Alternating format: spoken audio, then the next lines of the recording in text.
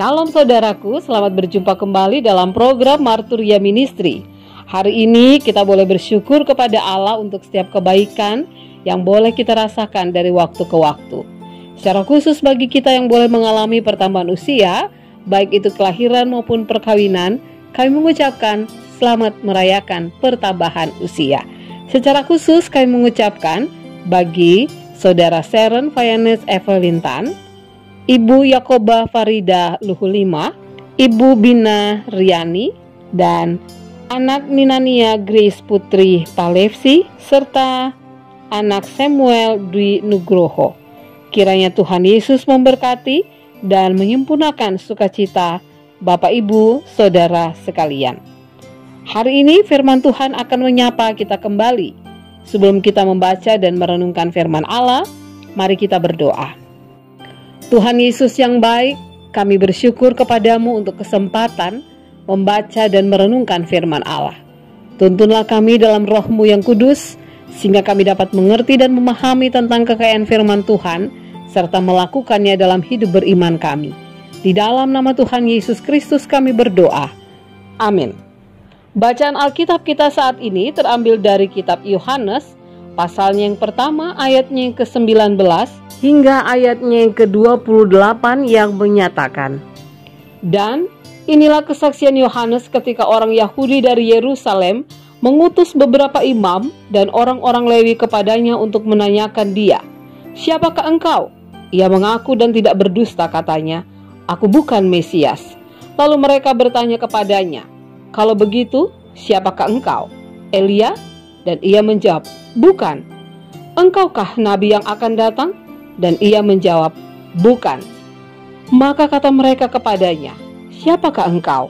Sebab kami harus memberi jawab kepada mereka yang mengutus kami. Apakah katamu tentang dirimu sendiri?' Jawabnya, 'Akulah suara orang yang berseru-seru di padang gurun, luruskanlah jalan Tuhan, seperti yang telah dikatakan Nabi Yesaya.' Dan di antara orang-orang yang diutus itu ada beberapa orang Farisi. Mereka bertanya kepadanya, katanya, 'Mengapakah engkau membaptis, jikalau engkau bukan Mesias, bukan Elia, dan bukan Nabi yang akan datang?' Yohanes menjawab mereka, katanya, 'Aku membaptis dengan air, tetapi di tengah-tengah kamu berdiri dia yang tidak kamu kenal, yaitu dia yang datang kemudian daripadaku. Membuka tali kasutnya pun aku tidak layak.' Hal itu terjadi di Betania yang di seberang sungai Yordan, di mana Yohanes membaptis." Demikianlah pembacaan Alkitab.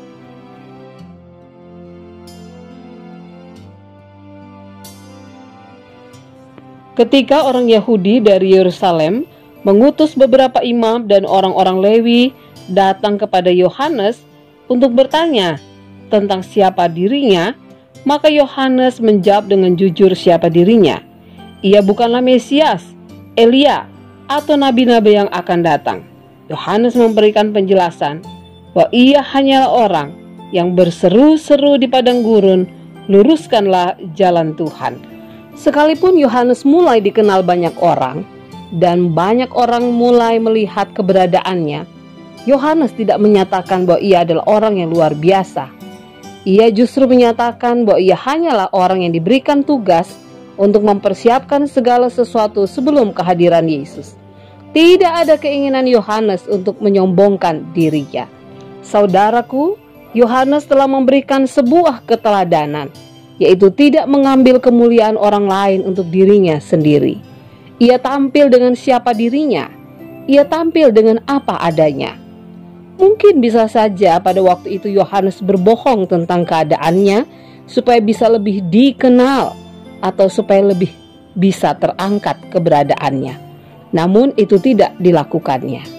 Hari ini bagi kita semua Bapak Ibu Saudara yang kekasih di dalam Tuhan, ada sebuah pelajaran penting yang perlu kita renungkan dalam kehidupan kita dari waktu ke waktu. Jika sekitar kita atau kesempatan untuk mengambil kemuliaan orang lain itu diberikan kepada kita, maka ingatlah agar kita tidak hadir dengan keberadaan orang lain. Hadirlah dengan apa adanya kita. Hadirlah untuk menyatakan bahwa melalui diri kita yang biasa pun Tuhan bisa memakai kita menjadi saksinya. Hiduplah dalam kerendahan hati, sehingga terang Tuhan atau kesaksian diri kita tentang siapa Tuhan semakin dinyatakan. Tuhan Yesus memberkati. Amin. Bapak Ibu Saudara yang kekasih dalam Tuhan, mari kita berdoa. Bapa Sorgawi, kami mengucap syukur kepadamu untuk firman-Mu yang sudah menyapa kehidupan kami. Biarlah hikmat Tuhan boleh senantiasa menjadi bagian dalam kehidupan kami, sehingga kami senantiasa mampu melakukan apa yang menjadi kehendak Allah dalam hidup beriman kami. Kami boleh menjadi saksi Tuhan dengan keberadaan diri kami apa adanya. Kami mampu menjadi pribadi yang rendah hati, sehingga nama Tuhan dimuliakan lewat kesaksian hidup kami, dan bukan karena kami merasa bahwa diri kami adalah orang lain. Di dalam nama Tuhan Yesus Kristus kami berdoa. Amin. Selamat beraktivitas saudaraku, selamat mempersiapkan ibadah bersama keluarga dalam ibadah minggu di hari ini. Tuhan Yesus memberkati.